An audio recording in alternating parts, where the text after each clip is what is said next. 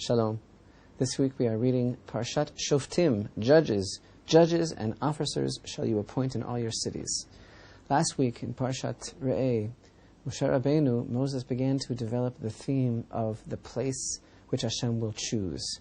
He began to inform the people of Israel of temple consciousness, that their entire identity as a nation will be concretized, will be focused on the place that Hashem will choose, on the Holy Temple, and from there really will flow the knowledge of Torah to them as a nation, to the land, and to the whole world.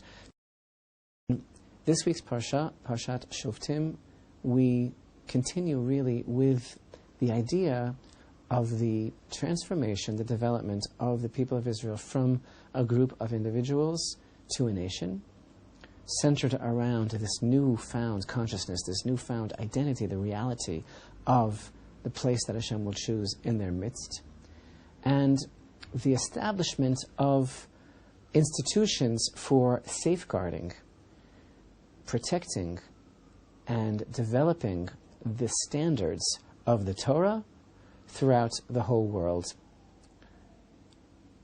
First and foremost, through the nation of Israel, and then to the whole world.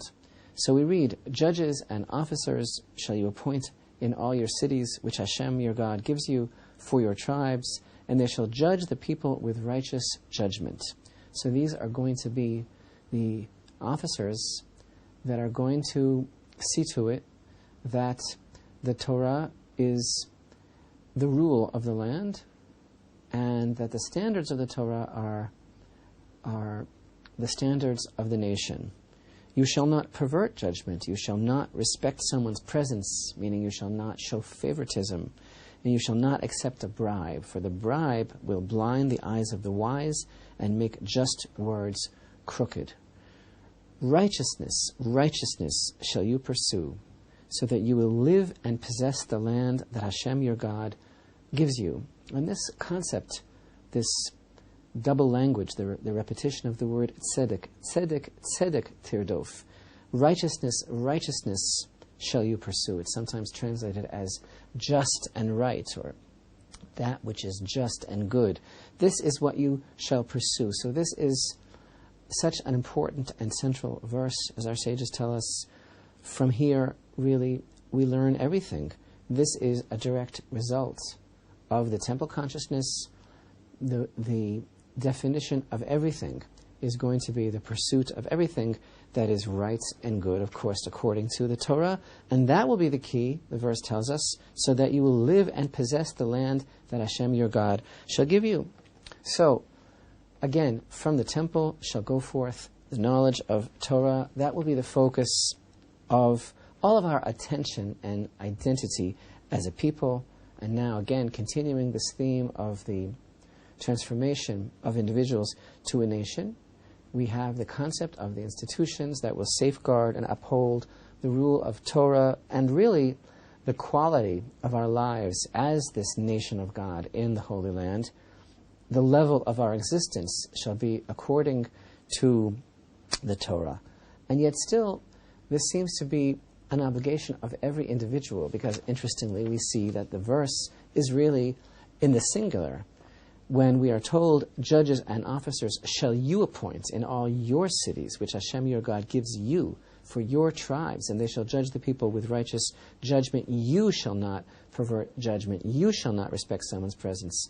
Righteousness shall you pursue, so that you will live and possess the land that Hashem your God gives you. All of this is in the singular, obviously indicating to us that the nation is still made up of individuals. But this whole idea of pursuing righteousness reminds us that Israel has one task, one goal, which is for its own sake, and that is to pursue everything that is right. This is a nation that is to be completely obsessed, completely fixated with this one idea, that everything that we're going to be involved in, whether it's in the public arena or whether it is a private pursuit, it's all going to be in accordance with God's Torah, so that you will live and possess the land that Hashem your God gives you. what is the difference between living there and possessing it? We know every word of the Torah is so deep and contains such meaning. There are two levels that are being referred to here, to live in the land and to possess it. One level is physical, to live in the land, and the other, to possess it, is a question of our sovereignty. It's the political level of our lives. And the security of the land and the security of our lives and our sovereignty is only going to be guaranteed through the pursuit of righteousness, which is what? Which is the Torah itself. And it has to be so vigorously pursued that it has to be repeated. Righteousness, righteousness, righteousness can be very murky to us. It can run ahead of us, so we can be pursuing it. But where did it go exactly? I'm looking for it, but it's kind of hiding. It's maybe confusing us. So, these verses, which are so laden with portent for the future of how this nation of individuals is going to be so centered on this consciousness. Again, it's not about the place of the temple. It's about the spirit of Hashem and the true righteousness of Torah, which is emanating from that place and which is going to be upheld now by these newly founded institutions, by the judges, by the officers. So there's something here that is really a little bit mysterious. Okay, we're told about the necessity for the establishment of a system that will uphold this righteousness of the Torah and remind us that on every level, public and private, that we're to constantly pursue everything that is just and good and right, and that is the essence of the Torah itself, and that this will be the secret of our ability to live and possess the land on a physical level and on a level of our political integrity as well.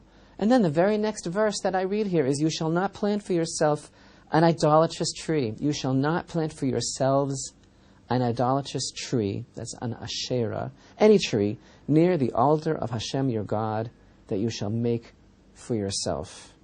And you shall not erect for yourselves a pillar, which Hashem your God hates. So we're moving here from a sublime concept of the pursuit of righteousness at any cost, and the diligence and the caution that we have to exercise to make sure that there's no perversion of justice. These are very sublime concepts, and they are a watchword, they are a hallmark, they are a guiding light to how the nation must develop coming into the land. And then all of a sudden, it's like we get a warning. Now, don't, revert, throwback to any sort of real rank pagan idolatrous practices. Don't make an Asherah, or in fact any tree, near the altar of Hashem. Of course, from this we derive the ruling that on the Temple Mount there are not to be any trees. There is a prohibition against an Asherah, which is a specific type of tree that was worshipped, or any tree for that matter at all. The verse continues and tells us, near the altar of Hashem. Now, what is the connection between the prohibition of this pagan rites of tree worship and how there certainly can't be any sort of tree near the altar of Hashem? What is the continuation? What is the connection? We know that every aspect of the Torah is so totally full of meaning. How is it that we're moving here from the broad concept of the pursuit of justice and righteousness to a very specific prohibition against having an idolatrous tree near the altar of the one true God in the place that he chose? And then continuing with this idea of a matzeva, of a monument or a pillar. And again, everything is flowing from the consciousness of the temple, and everything is flowing according to the tempo, according to the pace of tzedek tirdof. You shall so vigorously, constantly, on every level of your existence, public and private, consciously, subconsciously, be pursuing what is just and what is true. What is the connection? Well, what is an Asherah? An Asherah is a tree that was supposed to be under the protection of some patron god or goddess. And this tree essentially represents a very physical manifestation of God in this world. Because after all, the heathen gods are forces that are manifest in nature. And the idea of the Asherah was that by tending to this tree and making it thrive, and that is the root of the word Asher, to be, it's a connotation of wellness, of thriving. So by making this tree thrive and showing it honor, one would be essentially under the protection of this God, and thus it would be a connection with physical prosperity as is manifest in a very physical world. Well, the Jewish concept of God that the people of Israel are to maintain and to vigorously pursue and to, through them, have flow into the entire world, this Jewish concept of God is exactly the opposite. Because the idea of our recognition of God in the physical world is that by submitting ourselves, and only by submitting ourselves, our whole being, our spiritual side as well as our physical, and that includes all of our desires and all of our actions, only by that kind of total dedication and submission can a person also be blessed in the physical world.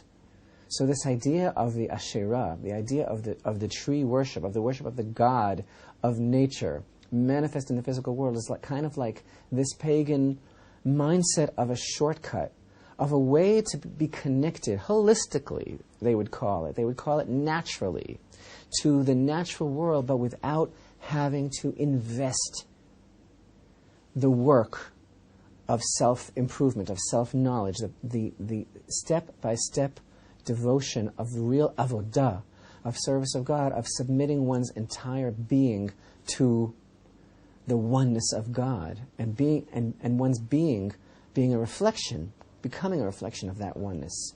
So to have this Asherah, to have this tree, which is essentially a type of shortcut, a type of manifestation of a very narrow, myopic, physical worldview, which is hedonistic, and which is totally devoted to a very base physical manifestation of spirituality in this world, that is something that God abhors. And so he warns us.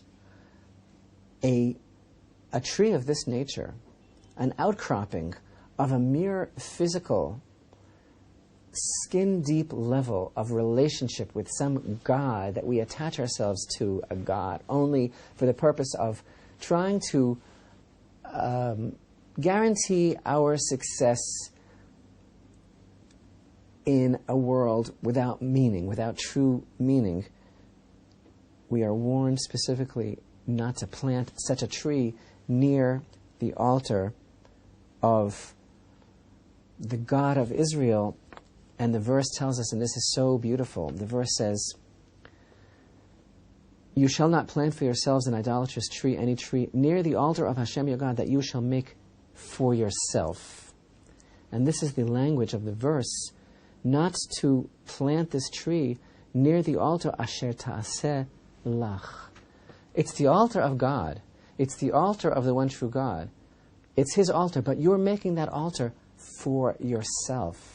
And this is such a key Torah principle. In other words, why are you creating that altar for God? Why are you commanded to make an altar for God? It's for yourself. It is for you to go through the process, the experience of taking your entire composite manifest being on every level of your will, your lusts, your desire, and then your actions that are physically manifest, and take them all, and you're taking them to that altar. You're taking them, you are you are submitting yourself completely to that altar. So the Temple Mount area has to be clean.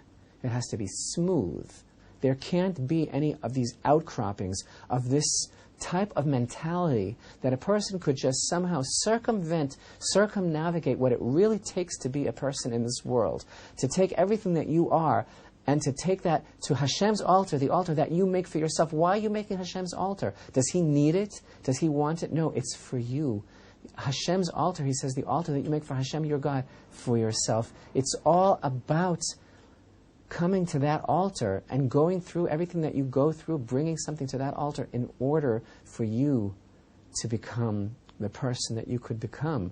And that's why we have this reminder, and that's why this verse appears here. Because this too is a direct result of our national, total fixation, focus on righteousness. Righteousness shall you pursue. When that becomes so deeply ingrained and embedded as our national pastime, as our national motivation, as our national DNA, all part of the place that Hashem will choose, all a result of our national identity, and from there flowing the Torah, and from there coming the Shoftim and the Shotrim, the judges and the officers, making sure that we are all totally consciously, nationally, politically, privately, publicly focused on the righteousness of the Torah. And don't forget, there isn't any shortcut, and it's not what you see, and it's not that Asherah, just you can make it thrive, and you can be blessed, and you can be financially successful, and you can be a success, you can accomplish something in the physical world. No. You can't accomplish anything in the physical world without realizing that you have to come to the altar of Hashem, your God, that you're making for yourself. Take your entire essence to the altar and go through that experience. So such an idolatrous tree near the altar of Hashem would be a perversion of the succinct summation of the Torah's message: pursue righteousness at all costs. And such a tree, meaning such a take on the natural physical world as being something that you can thrive from and get into and be part of and receive its blessing without becoming the person that Hashem, your God, tells you that you can be, that would totally cloud the Jewish conception of what God is and why Hashem is bringing us to this place altogether. And thus, we have a very enigmatic statement that our sages make. Our sages actually deduce another thing in the oral tradition. Why is it that this verse, they tell us, you shall not plant for yourselves an idolatrous tree, any tree near the altar of Hashem your God? Why is this connected to the previous verse? Righteousness, righteousness shall you pursue. They tell us, this teaches us that if a unworthy judge is appointed over the community, that is as if we planted an Asherah. What does that mean? That cryptic, enigmatic statement of our sages that if an unworthy judge, someone who is not really qualified to be a judge over the community, if you appoint such a man, well, that is in itself the prohibition of planting an Asherah near the altar of Hashem. Why is that? Because this person is not really on the level of dedication to preserving the national standard of what Israel really is all about. The awesome responsibility of what it really means to be a truly God-fearing judge or officer for Israel. He is not in tune with the national standard, just as the Asherah is a cheap fix, quick fix, to undermine and to circumvent the high national standard and to try to feel whole and to try to connect to an illusion of physical blessing in this world without really adhering to the highest level of the pursuit of righteousness. And all of this, again, a direct result and continuation of that tremendous exhortation that seems to include so much. Righteousness shall you pursue. And then we find the verse, and you shall not erect for yourselves a pillar which Hashem your God hates. And this word is a matzeva. And this is also a very mysterious idea. Hashem hates a matzeva. And yet we find that before the Torah was given, and before the true establishment of the state of Israel, our holy forefathers made matzevot. They erected monuments. Avraham, Yitzchak, Yaakov erected a monument. Yet our sages tell us, in a very mysterious way, the expression is, that which was beloved for the fathers is hated for the children. After the Torah was given, after we became a nation, we became established, we come into the land of Israel, we establish the temple, God says, no, you cannot erect anymore a monument. And this, too, is a very beautiful insight into the entire concept that we're discussing here today. What is a matzeva? A matzeva is a monument acknowledging something that God has done for us that is manifest in nature or in history. It is a monument of acknowledging God. But a mizbeach,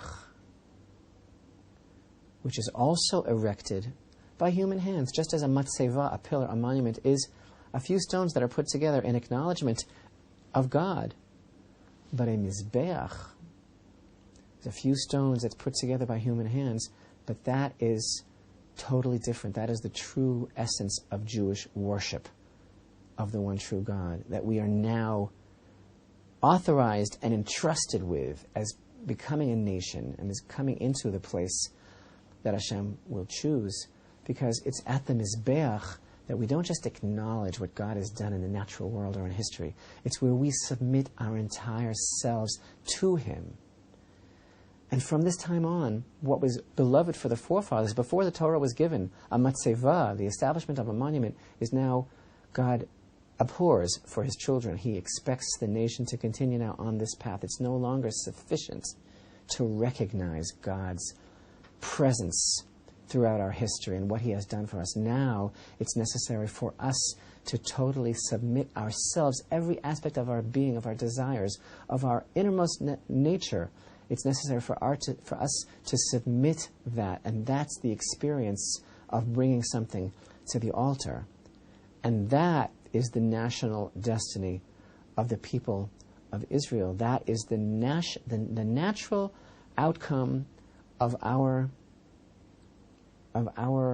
call to pursue righteousness in totality. It will bring us to the point of not just recognizing God and never, God forbid, seeking a shortcut, but of taking that desire for righteousness to such a place on such a deep level that we are willing and able and ready to teach the world that the way to truly recognize God is to bring every aspect of our being to Him, to submit that, and to grow and to change and to elevate ourselves, and to bring that message of righteousness through the place that He will choose and through the holiness of the land of Israel, to bring that to the entire world.